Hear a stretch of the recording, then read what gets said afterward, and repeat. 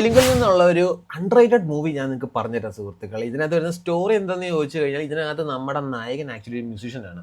So പുള്ളിക്കാരൻ വല്ലാണ്ട് രക്ഷപ്പെട്ടിട്ടൊന്നും ഇല്ല. പുള്ളിക്കാരൻ ആകെപ്പാടെ മൊത്തത്തിൽ ഇങ്ങനെ ഇങ്ങനെ ഒരു ലൈഫ് ജീവിച്ചുകൊണ്ടിരിക്കുകയാണ്.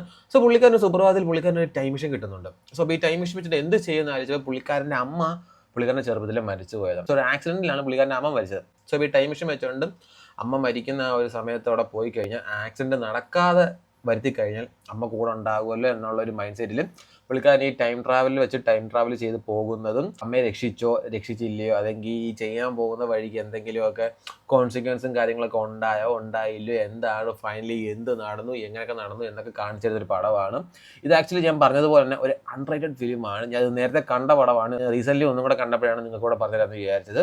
സോ ഇത് 2022 ഇറങ്ങിയ പടമാണ്. എന്തായാലും കണ്ടില്ലെങ്കിൽ ജസ്റ്റ് ഒന്ന് കണ്ടു നോക്കുക. പടത്തിൻ്റെ പേര് വരുന്നത് കനം എന്നാണ്. ഇത് ആക്ച്വലി തമിഴിൽ നിങ്ങൾ കണ്ടാൽ മതി. തെലുങ്ക് മനസ്സിലാവുന്നില്ലെങ്കിൽ തെലുങ്കിൽ കണ്ടോളൂ.